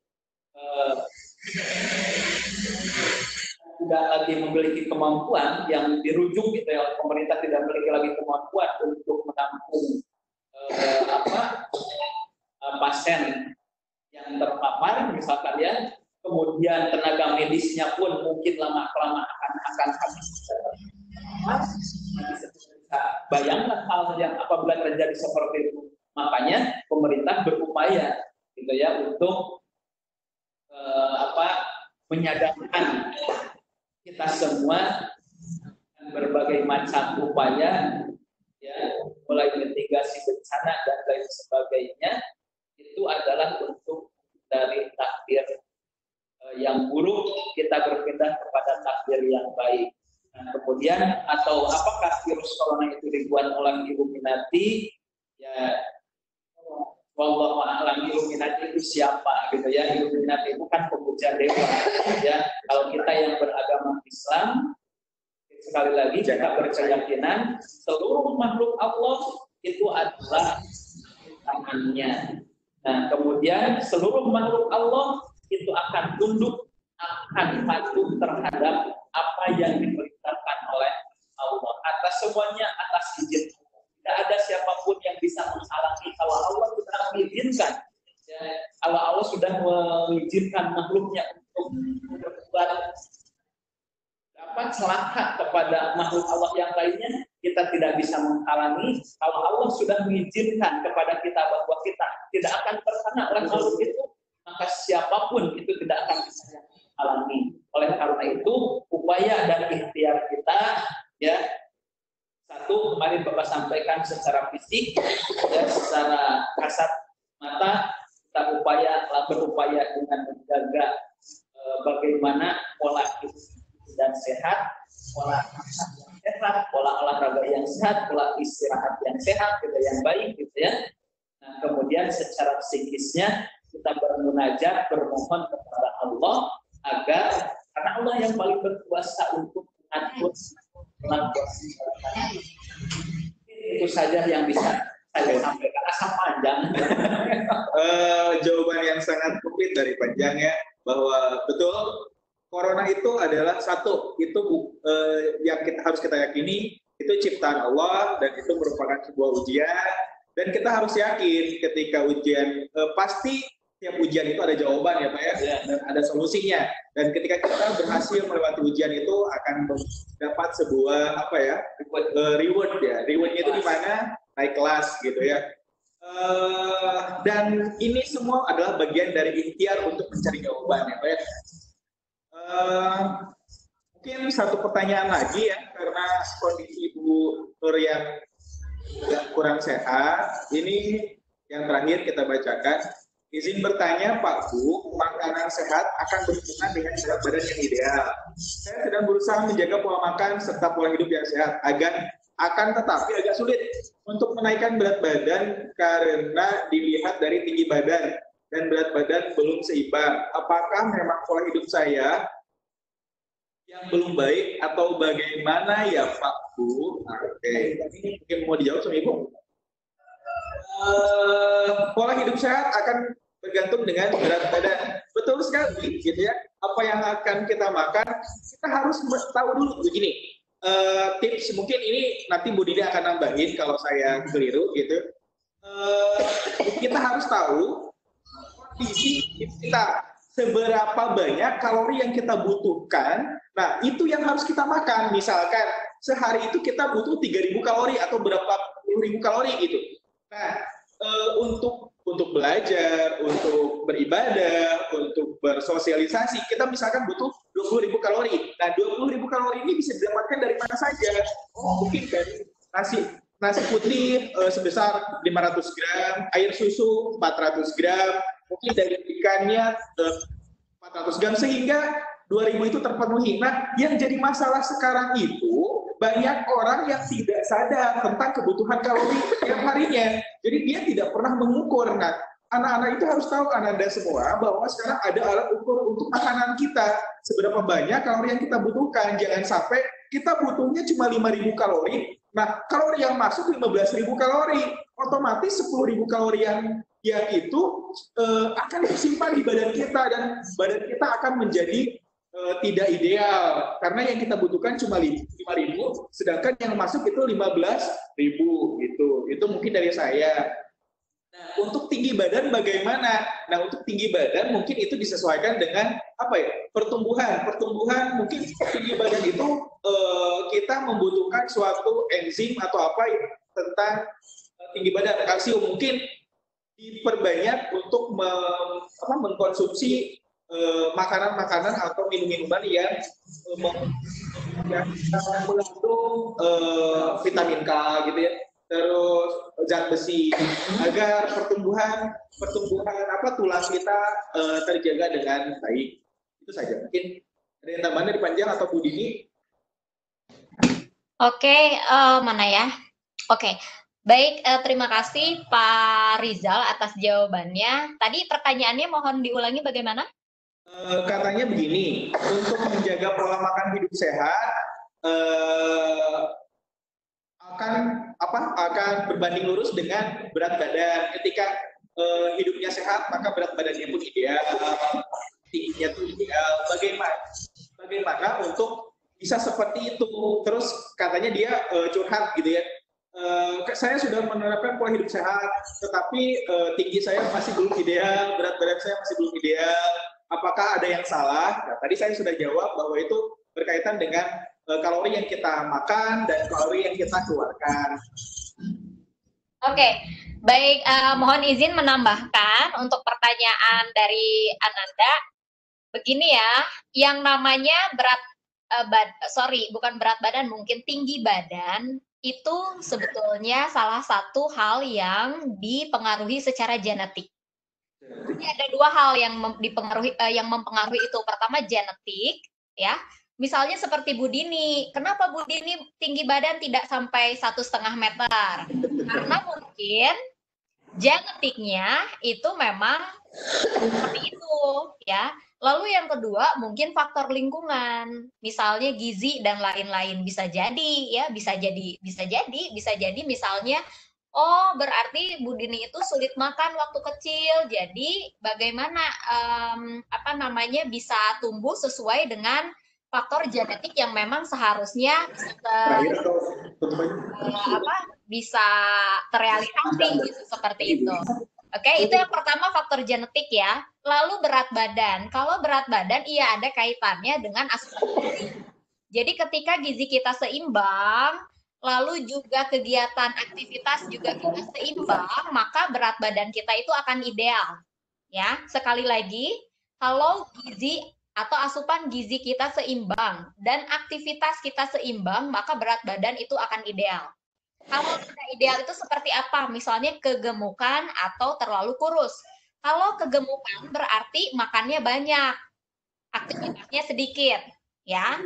Lalu kalau misalnya kurus, ya, itu berarti makannya sedikit, aktivitasnya mungkin banyak, gitu. Seperti itu kebalikannya saja. Lalu gimana sih makanan yang berimbang itu? Nah, makanan yang berimbang itu seperti ini. Ya, itu. Kita tahu ya, makromolekul itu ada protein, lemak, sama karbohidrat. Nah, kalau misalnya untuk protein sama karbohidrat, misalnya nih, Ibu Dini berat badan itu 45 kilo, ya. Berarti per hari Ibu Dini harus mengkonsumsi 45 gram protein dan 45 gram karbohidrat. Gitu. Mungkin lemak lebih banyak dari itu, ya. Lalu untuk Pak Rizal misalnya berat badannya 75 kilo, ya. Mungkin aslinya 100, ya. Mungkin aslinya 100 kilo, ya. Saya nggak apa-apa daripada nanti Pak Rizal membuka aib teman, jadi oke 70 kilo saja.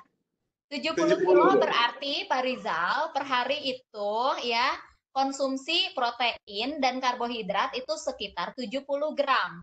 Lalu lemak lebih dari itu. Jadi Ananda harus hafal kira-kira makanan yang mengandung protein itu dari apa saja sumbernya. Lalu untuk karbohidrat itu makanannya dari apa saja sumbernya. Lemak itu dari apa saja sumbernya. Dan ingat, lemak itu ada lemak jahat dan lemak baik. Lemak jahat itu adalah lemak yang mengandung kolesterol. Seperti halnya Ibu Dini yang kemarin karena sering makan martabak yang enak setiap hari, ya, jadi kolesterolnya tinggi. Hati-hati, itu kolesterol itu bisa mengakibatkan penyakit-penyakit yang tidak diinginkan seperti jantung, seperti stroke. Itu menstimulus penyakit-penyakit itu. Jadi harus hati-hati. Seperti itu ya kira-kira. Berikutnya ya. Ini terakhir ya Pak ya? Atau masih ada nih? Banyak ternyata ya. Tuh, gimana nih? Bertanya, karena vaksin coronavirus belum ada, apa yang tengah dilakukan pemerintah, Badan Kesehatan untuk mengobati orang yang sudah terjangkit coronavirus? Bagaimana mengatasinya? Apakah sudah terlambat untuk memulai pola hidup bersih dan sehat bagi orang yang sudah terkena coronavirus? Ya, Pak. Yang pertama, apa yang dilakukan banyak yang dilakukan pemerintah, salah satunya menghimbau kepada setiap daerah yang banyak terkena kasus ODP atau PDP untuk mengisolasi daerahnya, di mana sekarang ada gerakan work from home, work from home. Terus sekolah diliburkan, kerja juga work from home sekarang, dan tindakan lainnya, dan juga bekerja sama dengan rumah sakit yang yang fasilitasnya memadai. Dan juga sekarang banyak ini Pak, pegiat-pegiat di media sosial yang influencer yang sudah bergerak untuk menggalang dana bagi orang-orang yang kerja, kemudian dia kerjanya stop karena di ODP dan PDP, otomatis dia nggak punya penghasilan, dan itu diminta untuk menghubungi influencer tersebut dan akan diberikan uang tunai sebagai pengganti karena dia tidak bisa bekerja. Nah, itu sebuah langkah yang bagus dari orang-orang Indonesia, orang-orang yang baik. Nah, apakah sudah terlambat untuk memulai pola hidup bersih dan sehat bagi orang yang sudah terkena coronavirus? Belum, karena begini, sistem imun tubuh kita itu dia berevolusi gitu, bertransformasi. Dia akan dengan sendirinya ketika kita sudah menerapkan pola hidup sehat, si imun kita juga akan mencari dan meningkatkan bagaimana untuk mengatasi si virus ini. Itu secara tidak sadar imunitas kita bekerja gitu ya. Kita terus berikhtiar untuk menerapkan pola hidup bersih dan sehat itu agar imun kita juga lebih kuat, agar lebih meningkat. Oke, yang selanjutnya izin bertanya, virus corona ini telah ditemukan sejak 1960, tetapi kenapa baru merambah di akhir tahun 2019? Oke, untuk ini mungkin Bu Dini ada yang mau disampaikan? Oke, baik. Saya mohon izin menambahkan untuk pertanyaan, memang betul virus corona itu sudah diketemukan dari tahun 1960 atau 70-an, tetapi ingat bukan varian corona COVID-19 gitu. Karena virus ini bermutasi menjadi beberapa varian gitu. Jadi kayak virus ini tuh sebenarnya saudara atau sepupunya salesma, SARS, MERS, flu burung,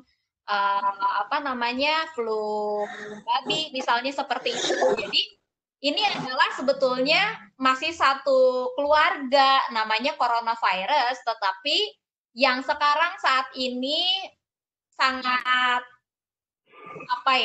berbahaya dan mewabah menjadi pandemik itu COVID-19 gitu, seperti itu. Itu kira-kira. Seperti yang ditemukan oleh dosen IPB juga ya, yang di kelelawar itu namanya corona alpha dan beta. Banyak variasi. Izin bertanya Bapak Ibu, semisalnya ada orang yang tidak suka lari, adakah olahraga alternatif lain yang bisa membakar kalori dan lemak setara dengan lari, dan kira-kira berapa lama waktu yang disarankan untuk melakukan olahraga? Itu jalan santai bisa. Ya. Kan yang tadi sudah dijelaskan, kalau ada olahraga yang ringan-ringan saja ya, olahraga yang ringan-ringan saja tidak selalu harus lari, gitu. Bisa jalan, ya bolak-balik misalnya kalian jalan dalam situasi seperti ini, jangan jauh-jauh keluar gitu, misalnya jangan jauh-jauh ke tempat ini di lingkungan kita aja, di depan rumah, ke sana balik aja gitu, itu sudah merupakan untuk pembakaran kalori ya. Bersepeda gitu ya. Yang penting jangan lari dari kenyataan. Dari kenyataan. Yang selanjutnya ada, Assalamualaikum Pak Bu, izin bertanya, mengapa virus corona tidak berbahaya bagi hewan, akan tetapi bisa membahayakan manusia? Mungkin kata siapa ya? Mungkin sama berbahayanya juga bagi hewan, karena hewan juga dapat membahayakan pada manusia gitu ya.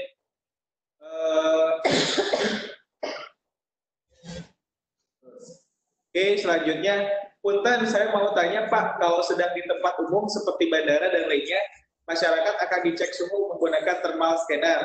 oleh petugas dengan cara alat itu ditempel di setiap kening seseorang. Dengan alat yang sama, satu alat dipakai untuk tes gitu ya.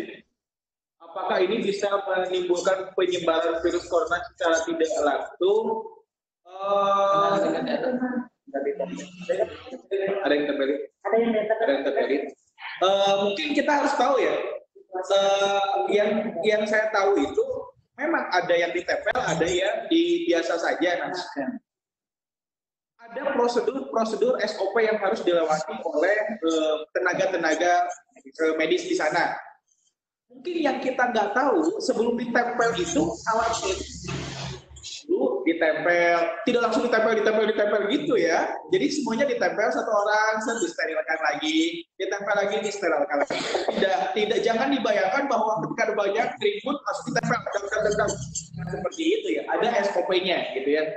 Dan itu sudah dipertimbangkan tentunya oleh Kementerian Kesehatan Republik Indonesia. Oke. Punten saya mau tanya, kalau kita sempat Abu ini gimana cara menjaga imunitas tubuh, sedangkan saya tidak suka makan sayur dan jarang minum air putih. Nah, kamu jarang minum air putih? Oke. Ini pertanyaan yang sangat bagus ya. Pak, Bu izin bertanya, gimana cara menjaga imunitas tubuh, sedangkan saya tidak suka makan sayur dan jarang minum air putih. Yang pertama, olahraga. Yang kedua, sekarang udah banyak makanan-makanan yang beressence dari sayuran, Pak. Jadi kalau kita tidak suka makan sayur jadi, kita banyak bisa menemukan makanan-makanan yang mengandung kandungan yang sama seperti sayur gitu ya. Terus jarang minum air putih ini sangat perlu ya. Kalau menurut Bapak, salah satu kita bisa bertahan hidup itu karena air putih gitu ya. Jadi Bapak sarankan mulai sekarang kamu harus minum air putih gitu. Air bening ya, bukan air putih. Air bening, kalau air putih kan bisa susu atau cat gitu ya untuk warna putih. Jadi silakan minum air bening ya, bukan air putih. Oke, pertanyaannya sudah habis. Mungkin ada yang tambahkan dari Panjang yang terakhir? Sudah cukup dari Bu Nur? Sudah cukup. Bu Dini kayaknya mungkin dari Bu Dina yang tambahkan. Kalau dari pertanyaan mungkin sudah, dan dari kami juga sudah tidak ada materi yang disampaikan lagi. Mangga disampaikan. Baik, terima kasih Pak Rizal, Pak Enjang, dan Bu Nurbaiti. Baik, Ananda sekalian, tadi sudah disampaikan materi mengenai PHBS, lalu kemudian tanya jawab yang luar biasa. Ini yang menjawab keroyokan ya, Pak Rizal, Bu Nurbaiti, Pak Enjang ya, luar biasa semuanya berpartisipasi. Di sini juga ada Bapak dan Ibu guru yang sudah hadir, tapi mohon maaf belum bisa diangkat ke panelis karena saya sedang record. Nah, jadi saya nggak bisa terlalu bebas gitu ya untuk keluar masuk memencet button-button tertentu. Baik, dan mungkin Pak Rizal saya mau nanya, kan kita kemarin sudah ada satu tugas. Lalu kemarin dari Pak Enjang mungkin dengan Bu Nurbaiti tugasnya bisa disatukan kah?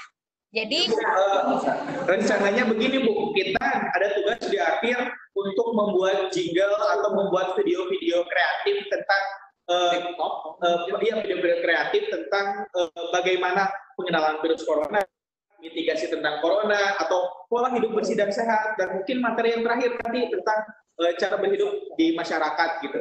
Mungkin anak-anak bisa membuat jingle-nya atau video kreatifnya gitu tentang materi-materi yang sudah disampaikan. Oke, terima kasih Pak Rizal atas informasinya. Ini sebetulnya kemarin itu kami memang diminta untuk menjadi tim konseptor untuk lomba tersebut, Pak Rizal. Jadi kemarin itu memang betul. Jadi memang itu adalah instruksi langsung dari Pak Gubernur dan disampaikan kepada Tikomdik, Dinas Pendidikan Provinsi Jawa Barat. Kebetulan waktu saya juga ketemu sama Pak Gubernur gitu. Nah, ini keluar arahan dari beliau itu bagaimana kalau dibuatkan satu perlombaan di mana nanti dapat hadiah tiap per jenjang sekolah, misalnya SMA, SMK, SLB. Jadi ini banyak sekali hadiahnya, karena untuk SMA ada 3 hadiah untuk 1 lomba, sedangkan ini ada 2 lomba. Untuk SMK ada hadiah juara 1, juara 2, juara 3 untuk 2 lomba, jadi ada 6 hadiah. Untuk SLB juga sama, Hadiahnya juara 1 adalah laptop, hadiahnya juara 2 adalah sepeda, dan juara 3 handphone gitu. Dan itu nominalnya cukup besar, dan juga kemungkinan atau kesempatan untuk bertemu dengan Pak RK secara langsung gitu. Dan informasinya Ananda sekalian bisa dicek di Instagram Tikomdik Jabar untuk lebih detailnya. Jadi silakan sekali lagi mengakses Instagram Tikomdik Jabar untuk info lebih lengkapnya. Ada 2 kategori lomba. Yang pertama adalah TikTok atau vlog gitu mengenai COVID-19. Gimana caranya Ananda supaya nanti bisa mensosialisasikan tentang tanggap COVID-19 selama 1 menit itu ya videonya yang diupload di Instagram. Nah, tapi memang harus edukatif dalam artian di sini betul-betul gimana caranya mensosialisasikan mengenai COVID-19 terhadap masyarakat. Silahkan, kreativitasnya sangat diperlukan. Lalu yang kedua adalah jingle. Nah, jingle itu harus diikuti dengan motion grafik atau dengan grafik. Jadi nanti MP4-nya yang akan diupload ke Instagram. Dan ini pengerjaannya 2 minggu. Jadi selama pekan libur atau libur untuk belajar di rumah ini sampai tanggal kalau nggak salah 29 Maret 2020. Jadi silakan, ini adalah tugas mandiri, bukan tugas mandiri, ini adalah sebetulnya perlombaan untuk personal atau mandiri ya. Sorry, ini bukan tugas dari sekolah. Ini tapi mungkin Pak Rizal menginginkan ini menjadi tugas dari sekolah. Cuman masalahnya Pak Rizal perlu diperhatikan kalau misalnya anak-anak tidak punya fasilitas untuk mengerjakan itu juga perlu diperhatikan, dan bagaimana pengumpulannya gitu. Gitu. Mungkin kalau saya usulan ini sifatnya sukarela, tetapi disarankan yang mempunyai kemampuan untuk membuat jingle atau mempunyai kemampuan untuk membuat TikTok atau vlog, silahkan. Sebanyak mungkin dari SMK Negeri 1 Bandung. Sebanyak mungkin dari SMK Negeri 1 Bandung. Oke, kira-kira Pak Rizal, jadi kira-kira kalau dari saya sarannya seperti itu. Barangkali ini bukan wajib sifatnya, bukan obligatory gitu ya, tetapi ini adalah himbauan dari SMK Negeri 1 Bandung kalau misalnya Ananda mempunyai kapabilitas untuk ikut lomba, silahkan ikut lomba gitu. Sebanyak mungkin dari Ananda yang kalau misalnya berminat bisa ikut lomba gitu. Sedangkan untuk tugas mungkin bisa hal yang lain, Pak Rizal. Gitu. Pilih, tidak semua orang bisa membuat jingle karena kan itu pakai instrumen. Dan ada di sana ketentuan lombanya juga menurut saya agak sedikit perlu skill ya, seperti itu.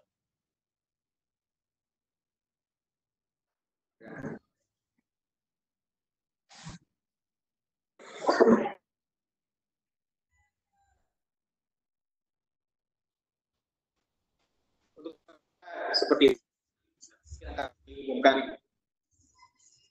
Ya nanti diumumkan lagi aja ya Pak Rizal ya.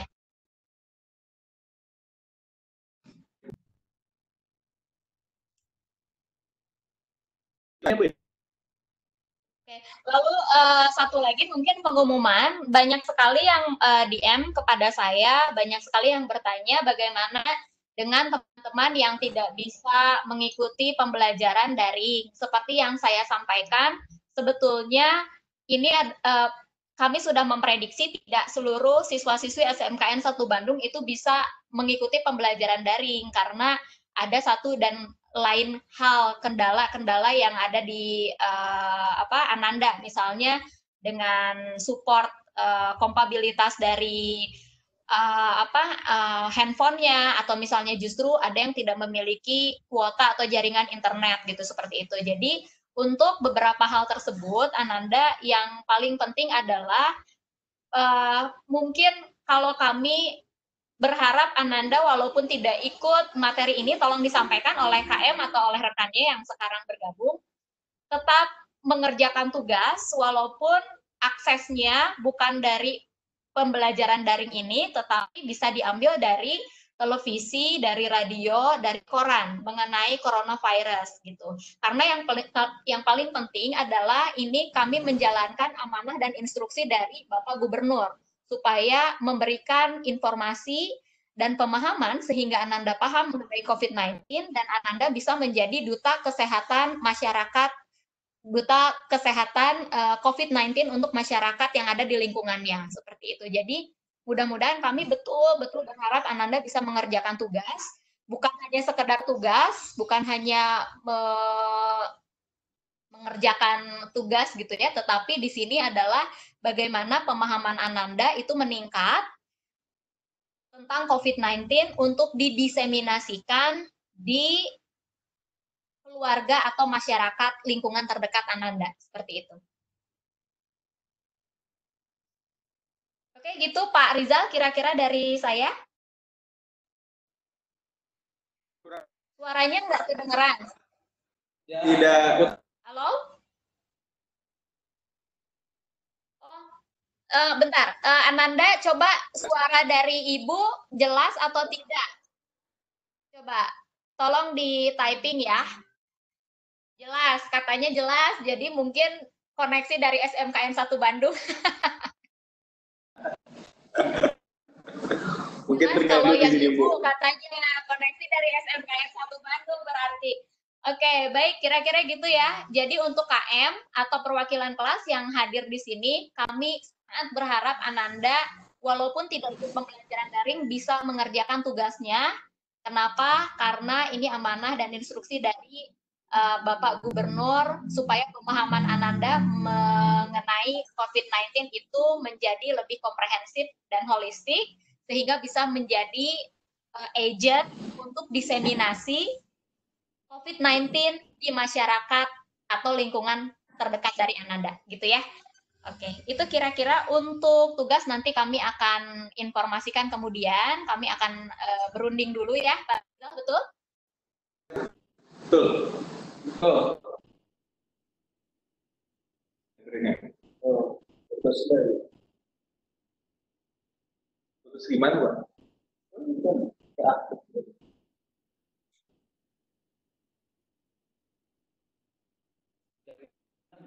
Ini pakai wifi yang mana?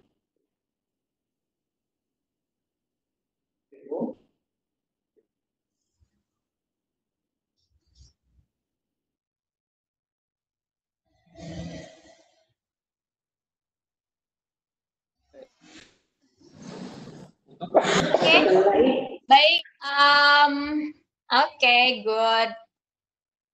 Ananda yang belum absen, silahkan diakses link absensi, yaitu presensi pembelajaran daring untuk sesi 3. Baik, saya akan tutup room ini pukul 10:05 untuk menunggu Ananda sekalian yang belum mengisi presensi, oke? Baik, kalau begitu kita tutup saja pembelajaran daring untuk sesi 3 tanggal 19 Maret 2020.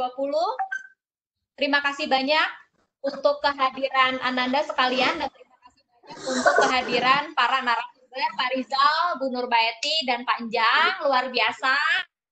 Bu Nurbaiti jaga kesehatan, kalau bisa besok nggak usah ke sekolah ya, dari rumah aja buka online-nya. Ini sudah ada fasilitas online, jadi kita manfaatkan untuk pembelajaran daring.